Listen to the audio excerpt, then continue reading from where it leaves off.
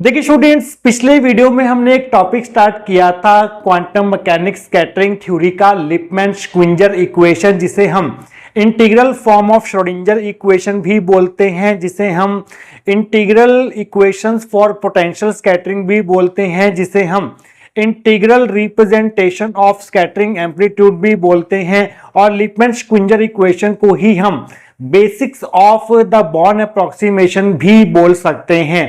तो स्टूडेंट्स, उस टॉपिक को शुरू करके हमने यहां तक खत्म कर लिया था। ग्रीन फंक्शन का एक्सप्रेशन हमारे पास यहां तक आ चुका था। G R vector comma R prime vector is equal to -1/2π³ integration R is equal to 0 to infinity integration theta is equal to 0 to pi integration phi is equal to 0 to 2π e की power eta mod of R vector minus R prime vector multiply में S cos theta by S square minus K square S square sine theta ds d theta d phi. तो students, इसको आगे हमें simplify करना है। अब इसे simplify कैसे करेंगे? यहाँ पर हमारे पास s वाली टर्म्स भी हैं, थीटा वाली टर्म्स भी हैं, फाई वाली टर्म्स भी हैं।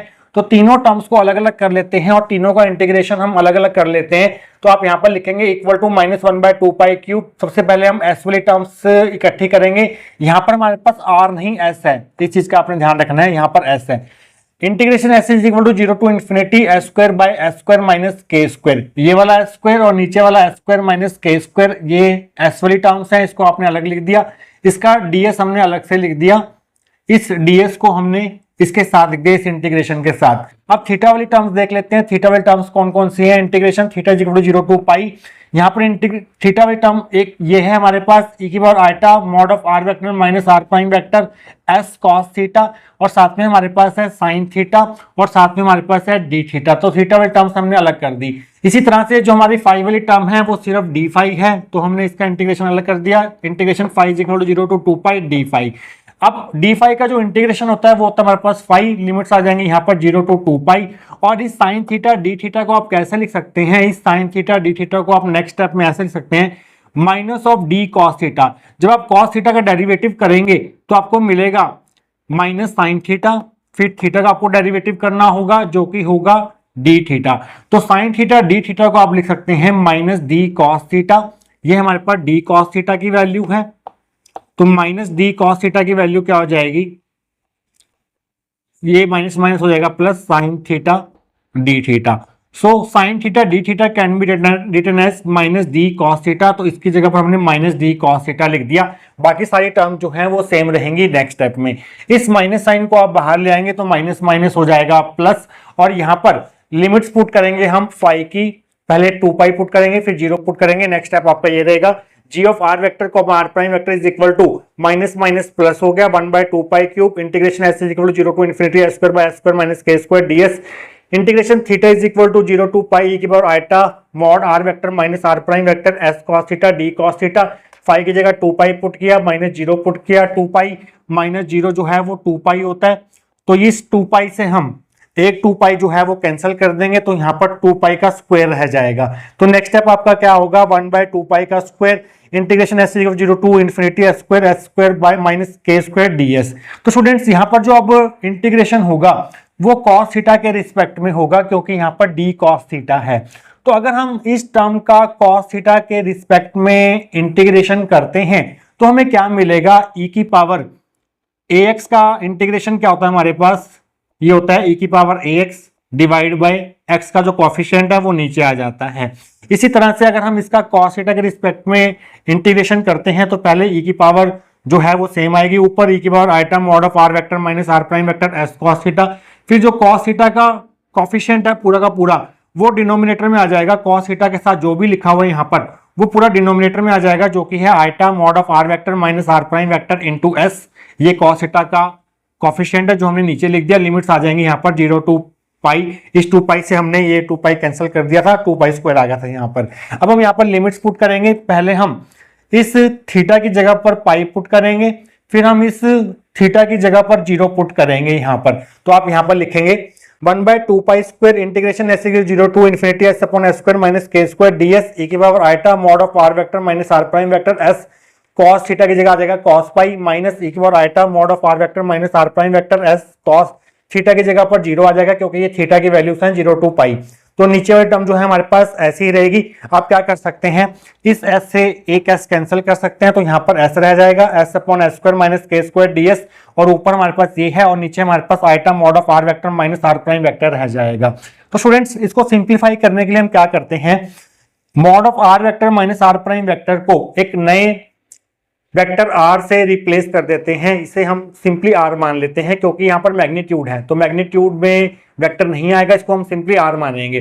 तो ये चीज जो है वो क्या बन जाएगी फिर, g of r vector comma r prime vector is equal to 1/2 pi square integration s is to infinity s upon s square minus k square ds, बड़ी ब्रैकेट स्टार्ट। अब यहाँ पर देखिए ध्यान से e की पावर आइटा, इस mod की जगह पर हमने कैपिटल R पुट कर दिया, साथ में s आ गया, cos पाई की वैल्यू -1 होती है वो हमने पुट कर दी, e की पावर आइटा मॉड की जगह हमने कैपिटल R पुट कर दिया, साथ में s है, cos 0 की वैल्यू 1 होती है वो 1 लिख दिया हमने नीचे, और नीचे यहाँ पर आइटा और इस मॉड की जगह पर कैपिटल R पुट कर दिया और यहाँ पर बड़ी ब्रैकेट क्लोज कर दी।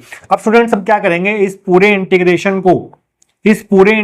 को इसके साथ भी मल्टीप्लाई करेंगे, इसके साथ भी मल्टीप्लाई करेंगे, क्योंकि ये एस वाली टर्म है, ये भी एस वाली टर्म है, और इस आइटा आर को हम बाहर ले लेंगे, 2 पाई का स्क्वायर हो जाएगा 4 पाई स्क्वायर आइटा आर, इस आइटा आर को हमने बाहर ले लिया, integration S equal to 0 to infinity S को इसके साथ मल्टीप्लाई करेंगे तो ये बनेगा e की power minus iota R S नीचे S square minus K square D S minus integration S 0 to infinity, साथ में हमारे पास एस को इससे मल्टीप्लाई करेंगे तो ये बनेगा S into eta R S, 1 को मल्टीप्लाई करके आइटा आर एस आएगा, नीचे S square minus K square D S आ गया। तो स्टूडेंट्स अब हम क्या करते हैं, इसको फर्दर सॉल्व करने के लिए हम इसे मान लेते हैं I1, इस I1 इंटीग्रेशन को हम सॉल्व करेंगे, G R vector comma R prime vector is equal to 1/4 pi square iota R, इसे हमने I1 मान लिया, minus integration S 0 to infinity S E की power iota R S by S square minus K square D S, ये हमारी 14th equation होगी, जहां पर I1 हमारे पास है integration S 0 to infinity S E की power minus iota R S S square minus K square D S. इस इंटीग्रेशन को हमने I1 मान लिया, इस I1 की वैल्यू को हम सॉल्व करेंगे, उस वैल्यू को सॉल्व करके यहाँ पर पुट करेंगे, फिर आगे इसका फर्दर सिंप्लीफिकेशन होगा वो हम करेंगे आने वाले सेक्शंस के अंदर। तो स्टूडेंट्स अब हम इस इंटीग्रल I1 की वैल्यू को फाइंड करके उसे यहाँ पर पुट करेंगे 14th इक्वेशन में। तो पहले हम I1 को सॉल्व करते हैं, तो I1 को सॉल्व करने के लिए हम यहाँ पर एक सब्स्टिट्यूशन करेंगे, हम s को माइनस टी पुट करेंगे, तो दोनों तरफ डिफरेंशिएशन करने पर आ जाएगा ds equal to minus D T.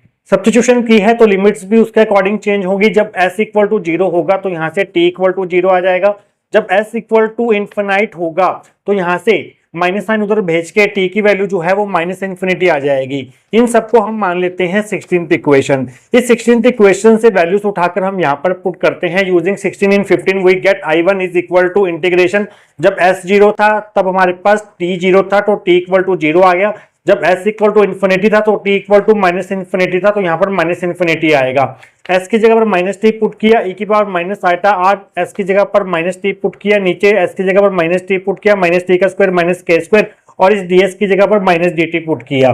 देखिए स्टूडेंट्स ये माइनस और ये माइनस माइनस माइनस हो गया प्लस, तो ये बन जाएगा हमारे पास t e की power iota R T minus minus हो गया प्लस, और नीचे माइनस टी का स्क्वायर हो गया T square minus K square, और यहाँ पर हमारे पास डी टी रह गया। तो स्टूडेंट्स अब क्या करेंगे, हम यहाँ पर लिमिट्स को इंटरचेंज कर देते हैं, ऊपर वाली नीचे और नीचे वाली ऊपर कर देते हैं। उसके लिए हमें सिंपली क्या करना होगा, इस इंटीग्रेशन के आगे माइनस साइन लगाना होगा। तो इस इंटीग्रेशन के आगे माइनस साइन लगाने पर लिमिट जो है वो इंटरचेंज हो जाएंगी, t equal to minus infinity नीचे आ जाएगा और 0 ऊपर चला जाएगा, t e के बाद आइटा आर टी नीचे T square minus K square D T आ गया। देखिए स्टूडेंट्स ये I1 जो है वो t की टर्म्स में है, तो इसे हम किसी और वेरिएबल की टर्म्स में भी ऐसे ही लिख सकते हैं, और वेरिएबल कौन सा है हमारे पास, दूसरा यहाँ पर s है जो हमें चाहिए 14th इक्वेशन में। तो हम क्या करते हैं, जहां जहां t है वहां s से रिप्लेस कर देते हैं। अगर हम t को किसी और वेरिएबल s से भी रिप्लेस कर देंगे तो कोई फर्क नहीं पड़ेगा। तो ये I1 को हम ऐसे भी सकते हैं, माइनस इंटीग्रेशन t की जगह पर जहां जहां t है वहां s लिख दो, s equal to minus infinity 0 s की पावर s इंटू e की पावर आइटा आर एस नीचे s square minus K square D S. तो स्टूडेंट्स अगर ये t के लिए I1 है तो ये s के लिए भी I1 ही होगा, ये हमारे पास 17th इक्वेशन होगी। इस I1 की वैल्यू को उठाकर 17th इक्वेशन से उठाकर यहाँ पर पुट कर दो, तो आप लिखेंगे using 17 in 14 we get g of r vector comma r prime vector is equal to 1/4 pi square eta r। I1 की वैल्यू पुट कर रहे हैं minus integration s equal to minus infinity to 0 s e की power eta r s, नीचे s square minus k square ds minus integration s equal to 0 to infinity s e की power eta r s, नीचे s square minus k square ds। यहाँ से minus minus common ले लेते हैं तो यहाँ पर प्लस हो जाएगा यहाँ पर, और ये माइनस साइन जो है वो बाहर आ जाएगा। तो देखिए स्टूडेंट्स यहाँ पर है minus 1/4 pi square eta r। ये देखिए ये जो फंक्शन है वो हमारे पास सेम है अंदर, और यहाँ पर इंटीग्रेशन की लिमिट्स है माइनस इन्फिनिटी टू 0 और 0 से लेके इन्फिनिटी, ये 0 जो है वो कॉमन है। तो हम सिंपली क्या करते हैं, दोनों इंटीग्रेशन को ऐड करके लिमिट जो है वो minus infinity to plus infinity कर देते हैं, क्योंकि फंक्शन हमारे पास सेम है। तो ये बन जाएगा integration S equal to minus infinity to plus infinity S equal eta R S, नीचे S square minus K square D S. तो स्टूडेंट्स अब हमें इस इंटीग्रल की वैल्यू फाइंड करनी है। इस इंटीग्रल को हम फाइंड करेंगे by the method of contour integration. उसके लिए कुछ प्रोसीजर जो है वो फॉलो करने पड़ते हैं, कुछ स्टेप्स फॉलो करने पड़ते हैं। बहुत इजी स्टेप है, आप अच्छे से समझ जाएंगे। ये जो हमारे पास फंक्शन है अंदर ये वाला, ये s का फंक्शन है, तो इसे हम fs मान लेते हैं सबसे पहले। तो g of r vector comma r prime vector is equal to minus 1/4 pi square eta r integration minus infinity to plus infinity fs ds, जहां पर fs जो है वेयर ये जो है पूरा का पूरा fs के बराबर है। तो स्टूडेंट्स अब हमें क्या करना है, इस इंटीग्रल को सॉल्व करना है। इस इंटीग्रल को हम सॉल्व करेंगे कंटूर इंटीग्रेशन की हेल्प से, जहां पर fs हमारे पास ये है। तो उसका एक मेथड होता है, वो मेथड हमें क्या बताता है कि इसका जो इंटीग्रेशन होगा वो किसके बराबर होगा, वो हमारे पास इसके बराबर होगा 2 pi iota multiply sum of residues of fs at poles. पहले हमें fs के पोल्स फाइंड करने होंगे। पोल्स वो पॉइंट होते हैं जहां पर fs जो है वो इनफाइनाइट होगा। पहले हमें वो पॉइंट्स फाइंड करने होंगे जहां पर ये फंक्शन fs जो है वो इनफाइनाइट हो जाता है। तो वहां से हमें दो पोल्स मिलेंगे, क्योंकि यहाँ पर s स्क्वायर है और ये फंक्शन जो है वो fs का है। तो यहाँ पर हमें पहले पोल्स फाइंड करने हैं, मींस वो पॉइंट्स फाइंड करने हैं जहां पर fs इनफाइनाइट हो जाएगा। फिर उन पॉइंट्स पर जहां पर fs इनफाइनाइट हो रहा है, मींस उन पोल्स पर इस फंक्शन fs के रेजिड्यूज फाइंड करने होंगे। तो जितने पोल्स निकलेंगे हमारे पास उतने ही रेजिड्यू होंगे। मान लीजिए 2 पोल्स हैं तो 2 रेजिड्यू निकलेंगे। उन रेजिड्यूज का यहाँ पर सम हमें करना होगा और मल्टीप्लाई में 2 पाई आइटा करना होगा, तब जाकर इस इंटीग्रेशन की वैल्यू हमें मिलेगी। तो पहले हम फाइंड करते हैं poles of function fs, means fs कहां कहां पर इनफाइनाइट हो रहा है। तो आप हेडिंग ना लीजिए to find poles of fs। हमारे पास fs है s e की power eta r s by s square minus k square. इस s square minus k square को हम लिख सकते हैं s minus K s plus K, ऊपर हमारे पास सेम रहेगा, ये 19th इक्वेशन होगी। तो स्टूडेंट्स इस फंक्शन को ध्यान से देखिए, अगर यहाँ पर आप s को k पुट कर देते हैं तो k माइनस k 0 हो जाएगा, एनीथिंग अपॉन 0 जो है वो इनफाइनाइट हो जाता है। तो मींस पहला पोल क्या होगा, जब हम s को k पुट कर देते हैं तो फंक्शन हमारे पास इनफाइनाइट हो रहा है। तो पहला पोल हमारे पास s इक्वल टू k होगा।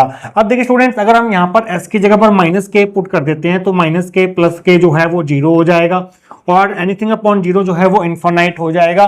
मींस सेकंड पोल हमारे पास क्या होगा, s equal to minus k। Means जब हम s को माइनस k पुट कर रहे हैं तभी फंक्शन इनफाइनाइट हो रहा है। जिस पॉइंट्स पर जिन वैल्यूज ऑफ s पर फंक्शन इनफाइनाइट होगा उन वैल्यूज ऑफ s को हम पोल्स बोलेंगे। सो यहाँ पर हमारे पास 2 पोल्स आ गए। So s equal to k and s equal to minus k are 2 poles of fs। तो पहला काम तो हमने कर लिया है, फंक्शन fs के पोल्स जो हैं वो फाइंड कर लिए हैं। अब इन दोनों पोल्स पर इस फंक्शन fs के रेजिड्यूज हमें फाइंड करने हैं। वो रेजिड्यूज फाइंड करके उन रेजिड्यूज का यहाँ पर सम करना है, उसे 2 पाई आइटा से मल्टीप्लाई करना है, तो हमें इस इंटीग्रेशन की वैल्यू मिलेगी। और बाकी का इसका जो सिंप्लीफिकेशन है ग्रीन्स फंक्शन का वो हम करेंगे आने वाले सेक्शंस के अंदर। तो स्टूडेंट्स लास्ट सेक्शन में हमने फंक्शन fs के लिए पोल्स जो है वो फाइंड कर लिए थे। 2 पोल्स हमारे पास निकले थे, s equal to k and s equal to minus k। अब हमें उन पोल्स पर फंक्शन fs का रेजिड्यूज फाइंड जो है वो करने हैं। पहले हम करेंगे residue of fs at s equal to k। तो s इक्वल टू k पर fs फंक्शन का रेजिड्यू हम कैसे फाइंड करेंगे, आपको लेनी होगी limits s equal to k पर, और इस फंक्शन fs को जिस पॉइंट पर आपका रेजिड्यू आया है s इक्वल टू k आया आपके पास, तो इसे आप कैसे लिख सकते हैं, s minus k equal to 0 लिख सकते हैं। तो s माइनस k से आपको मल्टीप्लाई करना होगा इस फंक्शन को, और उस पे ये लिमिट अप्लाई करनी होगी, तब जाके आपका रेजिड्यू निकलेगा फंक्शन fs का s equal to k pole पर। तो आप यहाँ पर लिखेंगे limit s equal to k, s minus k से आपको फंक्शन fs को मल्टीप्लाई करना होगा। यहाँ पर fs की वैल्यू पुट कर दो, limit s equal to k, s minus k साथ में एफ एस की वैल्यू है एस इंटू ई की power iota R S by S minus K S plus K, S minus K से S minus के जो है वो कैंसिल हो जाएगा, जहां जहां एस है वहां वहां के पुट कर दो, के इंटू ई की पावर आइटा आर के, नीचे आ जाएगा के प्लस के जो कि हो जाएगा हमारे पास 2k, तो k से k जो है वो कैंसिल हो जाएगा, तो ये बन जाएगा e की पावर आइटा आर के बाय 2, ये हमारी 20th इक्वेशन होगी। तो ये आ गया हमारे पास residue of the function F S at S equal to K pole. तो स्टूडेंट्स ऐसे ही हम सेकंड पोल पर फंक्शन एफ एस का रेजिड्यू फाइंड करेंगे, तो आप लिखेंगे residue of F S at S equal to minus K. इस केस में आपको इस एफ एस को किससे मल्टीप्लाई करना होगा, एस इक्वल टू माइनस के का मतलब है एस प्लस के इक्वल टू 0, तो s प्लस के से आपको मल्टीप्लाई करना होगा इस फंक्शन एफ एस को, और लिमिट अप्लाई करनी होगी s equal to minus K s plus के इंटू एफ एस, यहाँ पर एफ एस की वैल्यू पुट कर दो s इंटू ई की पावर आइटा आर एस, नीचे s minus K into S plus के से s प्लस के जो है वो कैंसिल हो जाएगा, जहां जहां s है वहां वहां माइनस के पुट कर दो, माइनस के की power iota R into minus K, नीचे minus K into minus K into minus K हो जाएगा -2k, और माइनस से माइनस कैंसिल, के से के कैंसिल, और यहाँ पर e की power iota R minus K by 2 जो है वो हमारा पर रेजिड्यू आ गया फंक्शन एफ एस का at pole s equal to K, ये हमारे पास आया है e की पावर माइनस आइटा आर के, नीचे हमारे पास 2 है, ये हमारे पास होगी 21st इक्वेशन। तो 20 और 21st इक्वेशन से इन रेजिड्यूज की वैल्यूज को उठाकर हम यहाँ पर पुट कर देते हैं। यहाँ पर रेजिड्यूज का हमें क्या करना है, सम करना है, तो आपको क्या लिखना होगा, g of r vector comma r prime vector is equal to -1/4 pi square eta r into 2 pi iota multiply, पहला रेजिड्यू है हमारे पास e की power eta r K by 2 plus दूसरा रेजिड्यू है हमारे पास e की power minus eta r K by 2। तो स्टूडेंट्स यहाँ पर इन दोनों का सम कर दिया हमने। अब क्या करते हैं, यहाँ पर एलसीएम ले लेते हैं, यहाँ पर 2 एलसीएम में आ जाएगा, इस 2 से ये 2 जो है वो आप कैंसिल कर दीजिए, और इस पाई से पाई कैंसिल कर दो, इस आइटा से आइटा कैंसिल कर दो, तो बाहर आपके पास बचेगा -1/4 पाई आर, और अंदर आ जाएगा एक बार आइटा के आर प्लस एक बार माइनस आइटा के आर, के हमने पहले लिख दिया, के हमने पहले लिख दिया। यहाँ पर इस आर को आप अंदर ले जाइए, इसके नीचे भी लिख दीजिए और इसके नीचे भी लिख दीजिए। तो स्टूडेंट्स इस एक्सप्रेशन को आप ध्यान से देखिए, आपको जब स्कैटरिंग थ्योरी पढ़ानी शुरू की थी तो वहां पर आपको बताया था कि जो इंसिडेंट वेव्स होती हैं उन्हें हम, इंसिडेंट बीम होती है पार्टिकल्स की जो हम टारगेट के ऊपर फॉल करवाते हैं, उसे हम प्लेन वेव से शो करते हैं, और उसे हम रिप्रेजेंट कर रहे थे e की पावर आइटा के जेड से। जो इंसिडेंट बीम होगी, ये जो प्लेन वेव्स होंगी टारगेट के साथ इंटरेक्ट करके सभी पॉसिबल डायरेक्शन में स्कैटर्ड होंगी, मीन स्कैटर्ड बीम जो है हमारे पास वो स्फेरिकली डाइवर्जिंग वेव होगी। तो स्फेरिकली डाइवर्जिंग वेव्स को हम कैसे रिप्रेजेंट कर रहे थे, ये हमने बहुत बार पार्शियल वेव एनालिसिस में भी यूज किया था। आउटगोइंग स्फेरिकल वेव्स को हम e की power iota K R by are से रिप्रेजेंट कर रहे थे। अब देखिए, अगर प्लस का k है तो इसका मतलब ये है कि जो स्फेरिकल वेव्स हैं, स्कैटर्ड स्फेरिकल वेव्स, वो आउटगोइंग वेव्स हैं, डाइवर्जिंग वेव्स हैं। अगर यहाँ पर माइनस का साइन होगा तो वो क्या रिप्रेजेंट करेगा, वो रिप्रेजेंट करेगा incoming spherical waves, converging spherical waves को रिप्रेजेंट करेगा। बट हम जानते हैं किसी भी स्कैटरिंग प्रॉब्लम में जो स्कैटर्ड वेव्स होती हैं वो आउटगोइंग होती हैं, हमेशा डाइवर्जिंग होती हैं, बाहर की तरफ निकलती हैं। तो यहाँ पर हमारे पास कौन सा फंक्शन हमें यहाँ पर लेना होगा, ये वाला फंक्शन हमें रिटेन करना होगा, इस फंक्शन को इग्नोर करना होगा, क्योंकि ये जो है ये रिप्रेजेंट कर रही है आउटगोइंग स्फेरिकल वेव को जो कि हमें चाहिए, और ये रिप्रेजेंट कर रही है इनकमिंग स्फेरिकल वेव को जो कि हमें नहीं चाहिए, क्योंकि हमारी स्कैटरिंग प्रॉब्लम में जो स्कैटर्ड वेव्स होती हैं वो आउटगोइंग होती हैं, डाइवर्जिंग होती हैं। तो यहाँ पर आप लिखेंगे now equal iota K R by are जो है वो रिप्रेजेंट कर रहा है आउटगोइंग स्फेरिकल वेव को, क्योंकि यहाँ पर प्लस का के है, और यहाँ पर equal minus iota K R by are जो है ये रिप्रेजेंट कर रहा है इनकमिंग स्फेरिकल वेव्स को, जो कि हमारी प्रॉब्लम में इंक्लूडेड नहीं है। स्कैटरिंग प्रॉब्लम में हमारे पास आउटगोइंग स्फेरिकल वेव्स से हमें मतलब होता है, डाइवर्जिंग वेव से मतलब होता है। तो हम यहाँ पर इस टर्म को रिटेन करेंगे, इस टर्म को इग्नोर करेंगे। तो फाइनली जो हमारे पास स्कैटर्ड पार्टिकल्स के लिए फाइनल एक्सप्रेशन होगा ग्रीन फंक्शन का, उसमें हमारे पास ये वाली टर्म होगी, ये वाली टर्म नहीं होगी। तो आप यहाँ पर लिखेंगे hence green function for the scattered particle can be written as G R vector comma R prime vector is equal to -1/4 pi e की power iota K R by R. इसको आपने रख लिया, इसको हमने इग्नोर कर दिया। यहाँ पर कैपिटल आर की वैल्यू पुट कर देते हैं। कैपिटल आर को हमने किसके बराबर लिया था, mod of R vector minus R prime vector के बराबर लिया था। तो जहां जहां कैपिटल आर है वहां ये पुट कर देंगे, तो ये बन जाएगा -1/4 पाई e की पावर आइटा के mod of R vector minus R prime vector, mod of R vector minus R prime vector, ये हमारी 22nd इक्वेशन होगी। तो स्टूडेंट्स फाइनली हमने ग्रीन फंक्शन का एक्सप्रेशन जो है वो फाइंड कर लिया है स्कैटर्ड पार्टिकल के लिए जो हमें चाहिए था। अब हम क्या करेंगे, इस ग्रीन फंक्शन की वैल्यू को 22nd इक्वेशन से उठाकर स्कैटर्ड पार्टिकल का जो वेव फंक्शन था उसकी जो इक्वेशन थी वो हमारे पास 7th इक्वेशन थी पार्ट 1 में, वहां पर पुट करेंगे इस जगह पर यूजिंग 22 इन 7। 7th इक्वेशन हमारे पास थी psi S R vector is equal to mod of G R vector comma R prime vector F R prime vector D cube R prime. तो यहां पर हम इस ग्रीन फंक्शन की वैल्यू पुट करेंगे ये वाली, तो आप लिखेंगे psi S R vector is equal to integration minus 1/4 pi, ये वैल्यू हम पुट कर रहे हैं यहाँ पर। अब आपको स्क्वायर ब्रैकेट लगाने की जरूरत नहीं है, ये बार आइटा के mod of R vector minus R prime vector, नीचे mod of R vector minus R prime vector, ये पूरी की पूरी जो है वो ग्रीन फंक्शन की वैल्यू है, मल्टीप्लाई में F R prime vector D cube R prime, ये हमारी 23rd इक्वेशन होगी। देखिए स्टूडेंट, जब हमने स्कैटर्ड पार्टिकल के लिए वेव फंक्शन निकालना शुरू किया था तो वहां पर हमने जो ग्रीन फंक्शन का जहां पर इंट्रोडक्शन किया था वहां पर हमने देखा था कि जो हमारा एफ आर वेक्टर था वो क्या था 2m/h² V R vector psi R vector, आप पिछले पार्ट में देख सकते हैं वहां पर एफ आर वेक्टर की ये वैल्यू थी। बट हमें क्या चाहिए, एफ आर प्राइम वेक्टर चाहिए जिसकी वैल्यू हमें यहाँ पर पुट करनी है। तो हम क्या करते हैं, जहां जहां आर वेक्टर है वहां वहां आर प्राइम वेक्टर लिख देते हैं, तो आपको मिलेगा F R prime vector is equal to 2m/h² V R vector की जगह आर प्राइम वेक्टर लिख दिया, साई आर वेक्टर की जगह आर प्राइम वेक्टर लिख दिया, तो ये एफ आर प्राइम वेक्टर की वैल्यू होगी। तो हमें क्या करना है, इस एफ आर प्राइम वेक्टर की वैल्यू को 24th इक्वेशन से उठाकर यहां पर डालना है और 2-3 स्टेप्स और करने हैं, वो फाइनल रिजल्ट तक पहुंचने के लिए वो हम करेंगे last section of this topic के अंदर।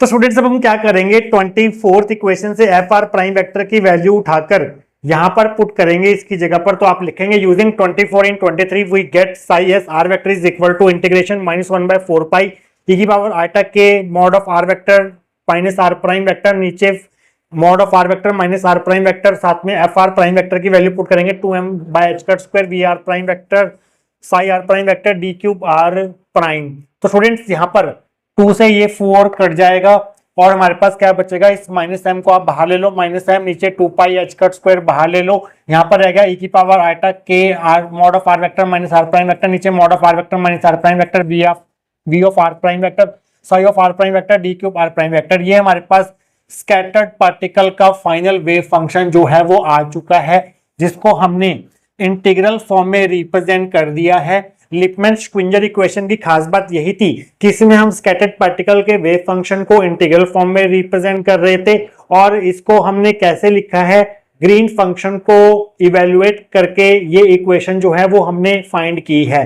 तो स्टूडेंट्स अब हम क्या करेंगे, टोटल वेव फंक्शन लिखेंगे सिस्टम का, जो कि होगा wave function for incident particle plus wave function for scattered particle. Incident particle का वेव फंक्शन जो है वो हमने 4th इक्वेशन में फाइंड किया था, जो कि था ई के पावर आइटा के वेक्टर डॉट आर वेक्टर, और स्कैटर्ड पार्टिकल का वेव फंक्शन जो है वो आज हमने कंप्लीट कर लिया है 25th इक्वेशन में, जो कि है -m/2πh² इंटीग्रेशन ई की पावर, ये सारा जो है वो आप सेम लिख देंगे। ये हमारे पास आ गया है total wave function of the scattering problem, जो कि सम है इंसिडेंट पार्टिकल के वेव फंक्शन का एंड स्कैटर्ड पार्टिकल के वेव फंक्शन का। और यहाँ पर हमने स्कैटर्ड पार्टिकल के वेव फंक्शन को इंटीग्रल फॉर्म में लिखा है with the help of greens function.